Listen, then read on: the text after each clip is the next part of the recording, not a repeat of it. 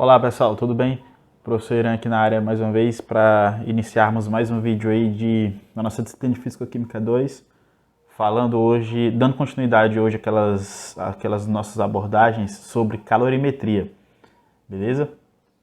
No nosso último encontro síncrono da quinta-feira passada, eu iniciei, introduzimos esse conteúdo, falamos sobre os conceitos iniciais, capacidade calorífica, calor específico, e eu mostrei para vocês o esquema do calorímetro a volume constante, o equipamento, que é esse equipamento que vai aparecer aqui na tela de vocês em alguns segundos, Eu falei rápido na gravação, do calorímetro, então hoje eu não vou abordar muito aqui, Quem não entender a figura, vai lá na aula, que eu falei rapidinho o esquema, E aí, na aula de hoje, eu já quero abordar os aspectos quantitativos, da utilização desse calorímetro, beleza? Então vamos lá. Eu falei na aula para vocês que o sistema, que é todo o interior do calorímetro, ele não troca calor com o ambiente, Então a gente pode fazer uma aproximação que ele é um sistema, digamos, adiabático, ele não troca calor com o ambiente,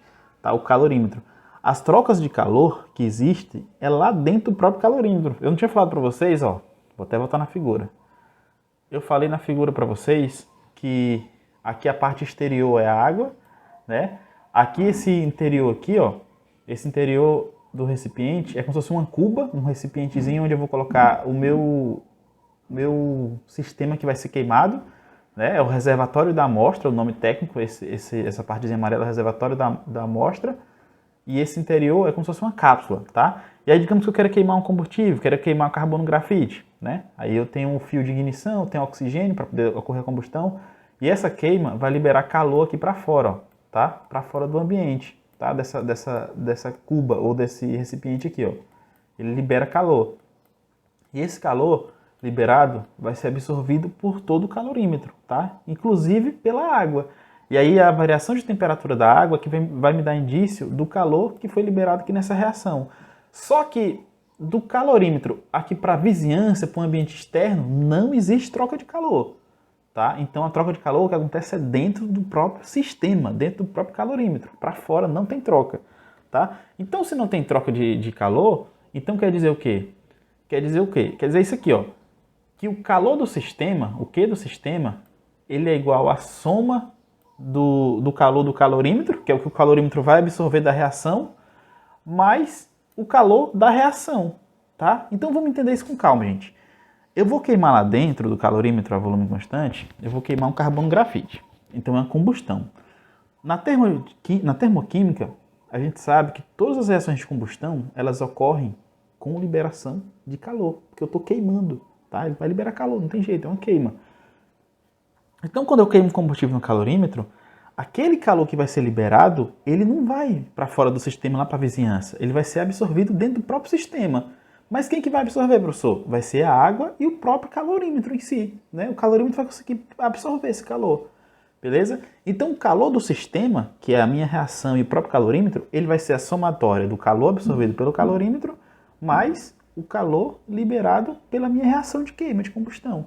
Então é por isso que aparece essa soma aqui, O calor do sistema é o calor que o calorímetro vai absorver, que é o calor que a água vai absorver, mais o calor que a minha reação vai liberar, Que a minha queima do combustível vai liberar, E o somatório disso, vai ser igual a zero. Por que, professor, que vai ser igual a zero? Porque o calor do sistema, quando você compara ele com o ambiente externo, ele vai ser igual a zero. Por quê? Porque ele não tem liberação de calor para o ambiente externo, para a vizinhança, Então, todo o calor proveniente do sistema, ele permanece constante lá dentro do sistema. Então, as trocas de calor que acontecem é somente entre o sistema. E aí, quando você compara esse calor do sistema, compara com o calor que vai ser liberado pela vizinhança, ele vai ser igual a zero, Então, eu não quero que vocês entendam aqui, gente, muito cuidado, eu não quero que vocês entendam que vai existir, que não vai existir variação de calor dentro do sistema. Existe sim. Só que quando eu comparo essa variação de calor com a vizinhança, é ele que vai ser igual a zero. As trocas de calor, quando eu comparo com a vizinhança, que vai ser igual a zero. É muito parecido com aqueles sistemas lá que a gente calculou na primeira lei, Um sistema, ele absorve 10 joules de calor, então quer dizer que o sistema absorveu o calor para ele. Ou o sistema libera 30 joules de calor, quer dizer que o sistema está liberando calor para a vizinhança. Então, todas as quantidades de calor, eu estou comparando com quem? Com a vizinhança. Agora aqui não, eu também comparo com a vizinhança. Só que comparação é essa? Eu estou querendo dizer que o calor do meu sistema é igual a zero, eu estou querendo dizer que ele não está liberando nada para a vizinhança. Aí alguém vai falar, professor, então quer dizer que não existe calor envolvido? Existe calor envolvido, mas o calor que está envolvido aqui é somente na parte interna do calorímetro. Tá? Então as quantidades energéticas de calor, elas acontecem somente dentro do calorímetro. Esse zero que aparece aqui na expressão é para indicar que não existe troca de calor entre o sistema e a vizinhança. Somente isso. Beleza? Quero que vocês entendam isso. Tá? Então, vamos de novo com calma aqui na expressão. Ó.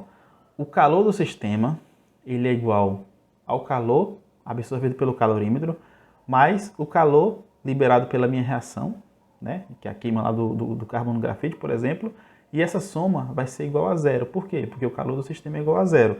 Se essa soma é igual a zero, então já vou colocar aqui as designações. Ó. O Q, cal, né, é a quantidade de calor absorvido pelo calorímetro. Esse Q da reação é o calor liberado pela reação. Tá? Então isso aqui eu já expliquei para vocês. Então essa soma igual a zero, né? Ó, Q do calorímetro mais o Q da reação igual a zero. Então quer dizer, quando eu passo esse Q do calorímetro lá para o outro lado, ele vai para o sinal negativo, né? Quando eu passo esse Q do calorímetro para o outro lado da reação, da equação, já que é zero aqui, ó, ele vai passar com o sinal trocado. Portanto, eu vou chegar nessa expressão global aqui, ó, tá? Vou chegar nessa expressão global. Que expressão é essa, professor? Está querendo me dizer que a quantidade de calor envolvida na reação ela é igual ao negativo do calor absorvido pelo calorímetro. Tá? Então, de onde foi que apareceu esse negativo, professor? Foi da própria matemática aqui, da própria expressão. Beleza? Então, digamos que eu queira descobrir o calor liberado por uma reação e eu não sei qual que é o calor. Basta eu executar essa reação dentro de um calorímetro e aí eu vou descobrir o Q do calorímetro, que é fácil de descobrir, a gente vai ver já já. Eu descobrindo esse Q do calorímetro, consequentemente vou descobrir o Q da reação, o calor liberado pela reação. Beleza? Outra informação importante, esses calores aqui, ó, como é um calorímetro a volume constante, esses calores aqui serão equivalentes ao ΔU, tá? Equivalentes ao ΔU. Por quê, professor? Porque energia interna, ela é o calor a volume constante. Como a gente está trabalhando calorímetro a volume constante, então a quantidade de calor envolvida aqui vai ser equivalente a um ΔU, tá? Equivalente à energia interna. Beleza? E aí, professor, como é que calcula esse calor envolvido lá no calorímetro? É simples, ó. A quantidade de calor do calorímetro ela é igual à capacidade calorífica do próprio calorímetro, que isso aqui é medida através de uma calibração, tá? Vezes a variação de temperatura, tá? Então, que variação de temperatura é essa, professor? É aquela variação que eu falei lá da água, né? Você tem a quantidade de água inicialmente, né, a uma temperatura, e aí depois que a reação começa, que libera calor, a água vai ter outra temperatura, aí você vai lá e mede. E essa diferença de temperatura é esse meu ΔT. E essa capacidade calorífica aqui do calorímetro é uma grandeza do próprio calorímetro. Você vai queimar uma substância lá dentro que tenha o calor de combustão conhecido. E aí você vai calibrar aquele calorímetro. Depois que você queima, aí você vai liberar lá o calor, vai ter aumento de temperatura, aí você vai achar esse Q do calorímetro. Esse Q do calorímetro, como eu falei para vocês, ele é uma quantidade inerente do próprio calorímetro, tá? Você está medindo, você fez a calibração, como se fosse calibração de equipamento. Aí você vê, ó, esse calorímetro tem capacidade calorífica de 5 kJ por grama, digamos assim. Então quer dizer que aquele valor já é inerente àquele próprio calorímetro, ele está calibrado para aquela quantidade de calor. E aí você vai jogar aqui nas expressões e vai achar os calores envolvidos. Tanto o Q do calorímetro, e você achando o Q do calorímetro, você vai achar o Q da reação, que é o que te interessa, que é o que interessa pra gente, né? É descobrir os calores de reações. Eu não quero descobrir só a quantidade de calor do calorímetro. Isso para mim, ó, pouco importa. O que importa para mim é descobrir a quantidade de calor envolvida numa reação. Só que para isso eu vou precisar da quantidade de calor do calorímetro, beleza? E para mim descobrir a quantidade de calor do calorímetro, esse calorímetro precisa estar calibrado, tá? Então são essas informações importantes aí, beleza? Então, ó, tá no slide aí já, né? Esse Q do calorímetro aí que eu estou explicando para vocês, ó, ela é calibrada pela combustão de uma substância com calor de combustão cujo valor se conhece com precisão. Então, tem essa questão importante aí, tá? Depois eu posso até falar isso aí mais detalhes para vocês, tá?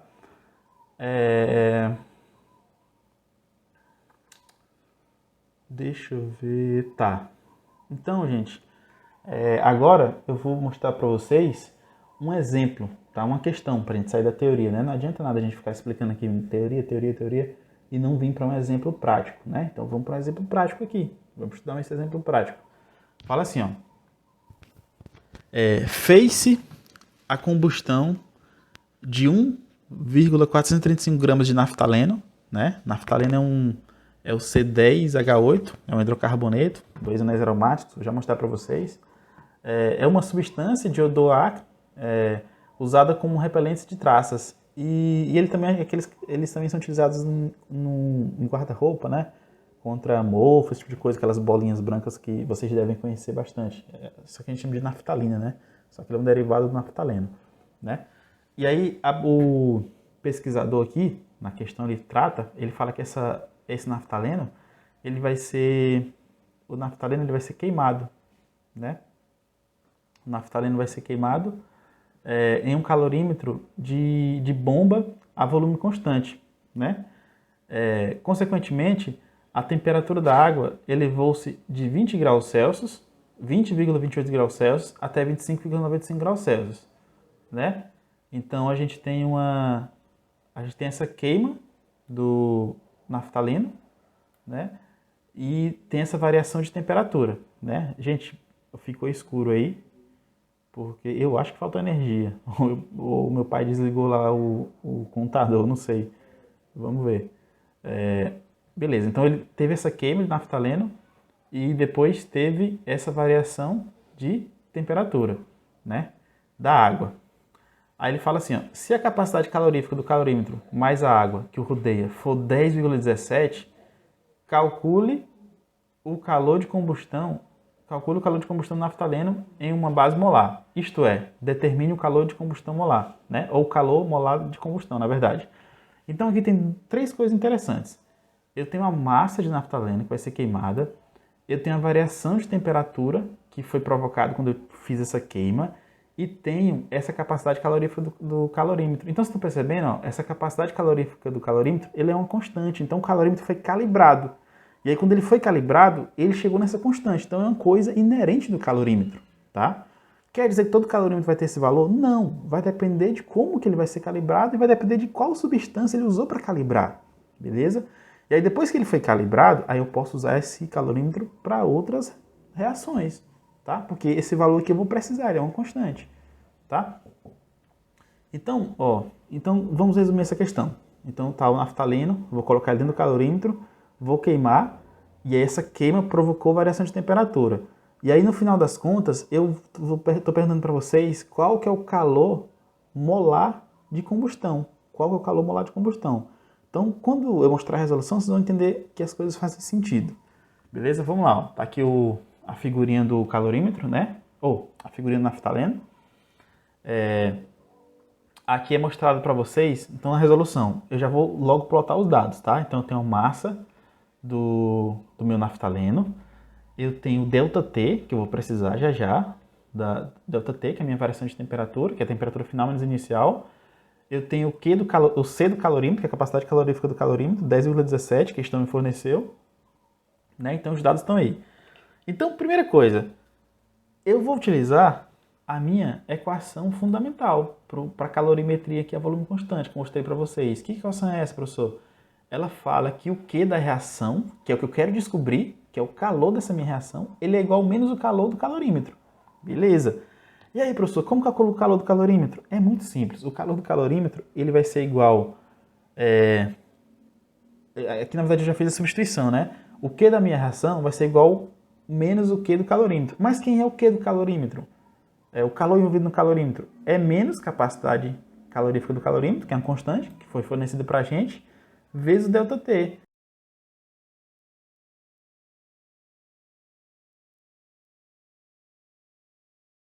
Tá? Então só fiz substituir. De onde foi que apareceu essa expressão aí, professor? Vocês estão vendo aqui no slide anterior. Tá aqui, ó. Ó, o Q do calorímetro, ó. O calor envolvido no calorímetro. Tá aqui, ó. Tá? Tá aqui. E aí esse Q do calorímetro, ele é associado com o Q da reação. Beleza? Então, esse calor absorvido pelo calorímetro, ele só é absorvido pelo calorímetro porque a reação liberou esse calor. Então, eles estão intimamente relacionados, tá? Então, como o Q da reação é igual ao menos o Q do calorímetro, mas eu sei que é um Q do calorímetro, é capacidade calorífica vezes ΔT, então só vou substituir isso aqui, ó, dentro da equação aqui de cima, beleza? Então, na questão eu fiz isso, certo? E aí o menos que está aqui, ó, é da própria expressão, da fórmula, tá? Aí vocês vão falar, professor, ficou fácil demais, porque esse Q do calorímetro a questão forneceu. O ΔT você já calculou. Então o Q da reação já está dado. Exatamente isso, já está dado. Né? Então o Q da reação vai ser igual ao menos capacidade calorífica, a questão me forneceu. ΔT, calculei, então é só fazer a velha multiplicação. Quando eu faço a multiplicação, eu vou descobrir que o Q da minha reação é igual a menos 57,66 kJ. Aí, ó, vamos entender isso aqui, gente, ó. O que isso quer dizer, gente? Quer dizer que quando eu queimo 1,435 gramas de naftaleno, ele libera essa quantidade de calor. E para onde é que vai essa quantidade de calor, gente? Vai para o calorímetro, ele vai absorver. E essa absorção de calor do calorímetro, que eu liberei aqui na reação, 57 kJ, o que ele vai provocar no calorímetro? Vai provocar uma elevação de temperatura. De quem? Da água, que compõe quem? O calorímetro. Então, eu vou medir essa variação de temperatura, que esse meu calor liberado provocou, vou pegar a capacidade calorífica do próprio calorímetro, que já é uma constante, vou multiplicar com essa elevação de temperatura, vou ter o calor que foi liberado para mim, que sou o calorímetro. Se esse calor que foi liberado para mim, que sou o calorímetro, então, consequentemente, eu vou saber qual foi o calor liberado pela reação. Percebe? Eles estão intimamente relacionados, tá? Aí a questão acabou. Só que ainda tem mais um detalhe. Ele pede para a gente a capacidade, ele pede para a gente o calor de combustão molar. Então a gente vai ter que fazer só mais uma regrinha de 3, tá? Porque aqui esse calor que está sendo mostrado na tela de vocês é o calor para essa massa, 1,435. Só que quando fala molar, ele quer o calor liberado para 1 mol, beleza? Então vamos lá. Aqui é só regrinha de 3, ó. Percebe, ó? Esse menos 57,66 é o calor liberado para 1,435 gramas, que foi o que a questão forneceu. Só que quando eu calculo a massa molar do naftaleno, ou seja, a massa de 1 mol, eu descubro que a massa de 1 mol do naftaleno é 128,2, está aqui, ó. Então agora o que eu faço? Eu faço uma regra de 3 para saber o calor associado a essa massa de 1 mol do naftaleno. E aí quando eu faço a regrinha de 3 aqui, ó, eu vou achar um x igual a menos 5,15 vezes 10 elevado a 3 kJ por mol, tá? Então o que eu fiz aqui, gente? Eu tinha um calor lá, menos 57,66, aquele calor, ele é atribuído à queima de 1,435 gramas, beleza?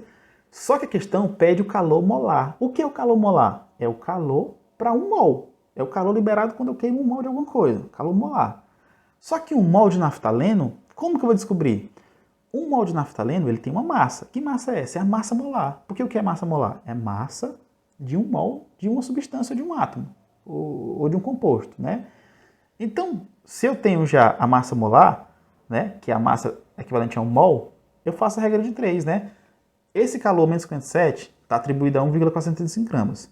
E quanto que é a massa de 1 mol? 128,2. Então, eu faço a regra de 3, beleza?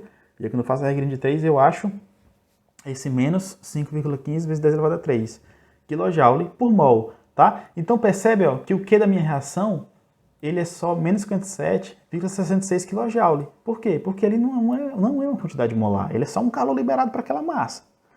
Agora aqui, quando eu faço a regrinha de 3 e calculo o calor para 1 mol, a minha unidade já muda. Ela já vai ser kJ por mol. Vai ser kJ por mol. Por quê? Porque a minha grandeza que eu estou medindo aqui é por mol. E ela também vai aparecer pela própria análise dimensional. Ó. Quando você fizer a regra de 3, essa grama com essa grama aqui cancela. Ó. Aí vai sobrar só esse kJ e esse mol aqui embaixo. Ó. Então ele vai aparecer por 2 motivos. Tanto pela análise dimensional, para provar isso pra gente, e também pelo conceito, né? Porque eu tô agora trabalhando com calor por mol, né? O calor atribuído a uma quantidade molar, beleza? Então, gente, eu vou encerrando aqui essa aula de hoje, beleza? Esse vídeo aqui. Em breve eu vou estar postando aí para vocês um outro vídeo mostrando para vocês o outro calorímetro, que é o calorímetro a pressão constante, que a ideia é muito similar a essa, tá? Só que ele vai dar uma grandeza um pouco mais interessante para a gente, tá? Até a próxima e sigam aí, tá parecendo blogueiro.